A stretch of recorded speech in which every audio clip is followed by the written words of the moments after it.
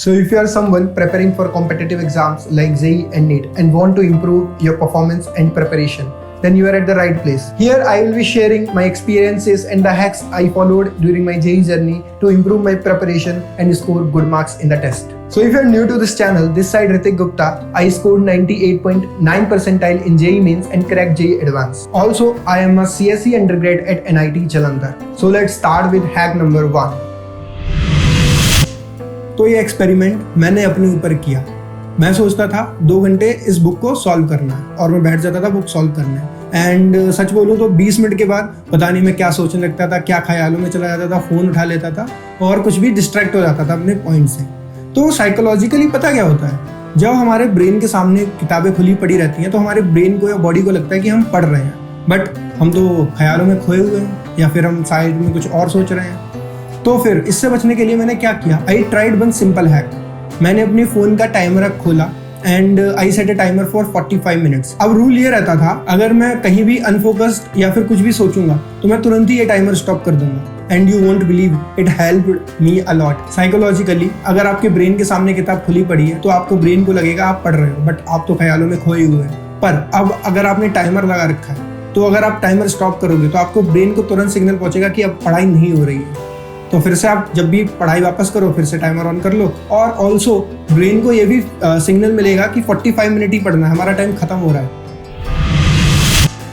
अगर आप 12th के मेरे स्टडी ब्लॉग्स देखोगे तो आप नोटिस करोगे कि मैं सुबह सुबह उठ के अपनी टू डू लिस्ट बनाता था। मैं नीचे लिखता भी था कि हाँ, टू डू लिस्ट आप जरूर बनाओ, because a plan without a goal is just a wish. तो अब आपका प्लान आपकी विश है या फिर गोल है। अब आपने ये तो सुना होगा कि टू डू लिस्ट बनाओ, टू डू लिस्ट बनाओ, पर टू डू लिस्ट बनानी कैसे? तो अब मैं आपको एक प्रैक्टिकल तरीका बताता हूँ। तो अब करना क्या है, देख, तो पहले एक लेफ्ट कॉलम कर ले एंड एक राइट कॉलम। लेफ्ट कॉलम में क्या करना है वो लिख। अब करना क्या है, ऐसे मत लिखना कि चैप्टर का नाम लिख दिया, स्पेसिफाई करो चीजों को। जैसे कि मुझे रोटेशनल मोशन में एक टॉपिक है इनर्शिया, तो मुझे इनर्शिया के 10 क्वेश्चन करने हैं, तो 10 क्वेश्चन फ्रॉम इनर्शिया। उसके आगे एक टाइम लिख दे, या तो एक्सपेक्टेड टाइम कि किस टाइम के बीच करना है या कितने टाइम करना है ये भी लिख सकते हो, किस टाइम के बीच करना है ये भी लिख सकते हो। और हाँ, लास्ट में वन इंपॉर्टेंट थिंग, एक बॉक्स जरूर बनाना। तो अपने पूरे दिन का जो भी प्लान हो वो लिख लो।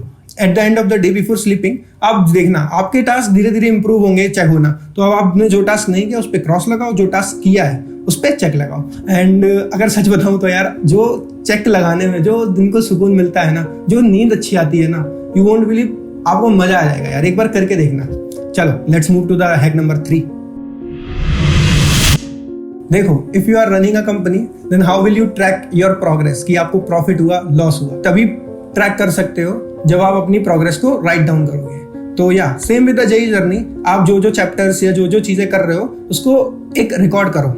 अब रिकॉर्ड करना कैसे है, कुछ लोग पेन और पेपर से भी कर सकते हैं, but what I used the Excel sheet. मैं आपको ये टेम्पलेट दिखाता हूँ, आप देखो। तो यहाँ पे लेफ्ट साइड पे मेरा रहता था कि कौन सा चैप्टर है, राइट साइड में मैंने सबसे पहले लिखता था लेक्चर कर लिया या नहीं किया, उसके बाद उसकी डीपीपी लगाई या नहीं लगाई, मॉड्यूल किया, एंड लास्ट में पीवाईक्यू। सिर्फ सिंपल सी चीज करनी है आपको, जो जो टॉपिक आपका होता रहे बस डन लिख दो, ठीक है। इससे पता क्या हेल्प होगी आपकी, इससे आप ट्रैक डाउन कर पाओगे, हाँ किस चैप्टर में मेरी अच्छी स्ट्रेंथ है, किस चैप्टर में मेरी वीकर स्ट्रेंथ है, जिसके मैंने क्वेश्चन ज्यादा प्रैक्टिस नहीं किए हैं। तो आप उस चैप्टर्स को नोट डाउन कर सकते हो एंड वापस से वो क्वेश्चन चैप्टर पे जाके प्रैक्टिस कर सकते हो। एंड साइकोलॉजिकली आपको लगेगा मैं अपनी गोल की तरफ कुछ स्टेप ले रहा हूँ, and it will help a lot. चलो let's move to the hack number 4।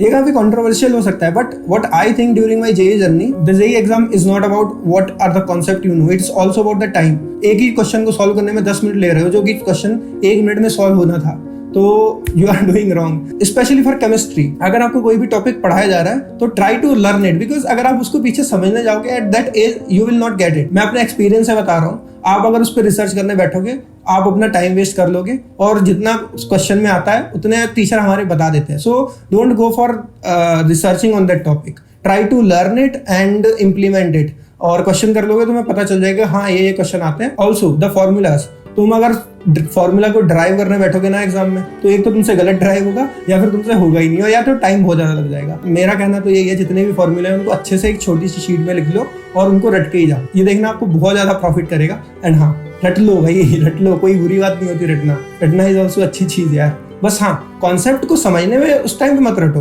Concept को अच्छे से समझ लो, उसके बाद जो भी उसके फॉर्मूला या वो चीज है वो तुम आराम से रट सकते हो। बट ऐसा हो कि हाँ अगर कभी भी ड्राइव करना हो तो तुम कर सकते हो, लेकिन हाँ फिलहाल के लिए मुझे क्वेश्चन सॉल्व करना है तो मैं उसको रट लूंगा, ठीक है।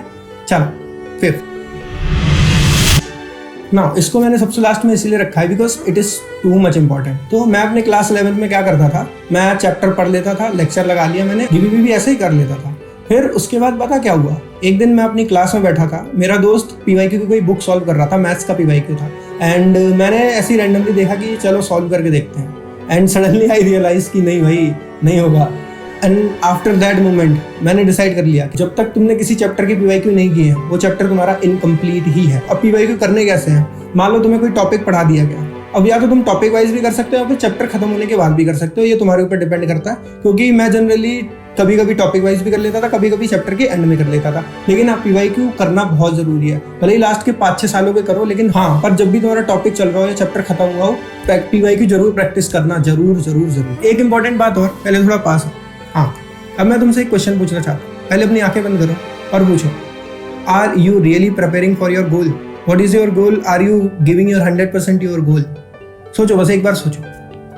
चलो आंसर मिल गया। I hope you got the most important answer that you needed right now. That's why I tell, don't live in your dream life, because as my friend Manveer say, wanting something that you are not willing to work for is guaranteed disappointment. तो हाँ अगर तुम्हारी dreams ऐसे हैं और जिसके लिए तुम मेहनत नहीं कर रहे हो तो वो डिसअपॉइंटमेंट में ही चेंज होने वाला है। तो अगर तुम्हारी ड्रीम्स बड़े हैं तो उसके लिए मेहनत भी तुम्हें ज्यादा करनी पड़ेगी। So if you don't will to work hard then limit your wantings और डिजायर। चलो I think you got what you needed for today. जाओ मेहनत करो। एक चीज और, अगर मैं तुम्हारी किसी तरह से हेल्प कर सकता हूँ, लाइक तुम्हें कोई कंफ्यूजन आ रहा हो, जैसे मुझे बहुत सारे कंफ्यूजन आते थे मेरी जेईई जर्नी में, तो अगर तुम्हारे पास कोई कंफ्यूजन हो, कोई भी डाउट हो, you can just comment it out. मैं उसके लिए जरूर ट्राई करूंगा वीडियो बनाने का। एंड चलो bye, hope for the best, फोड़ दो, बाय।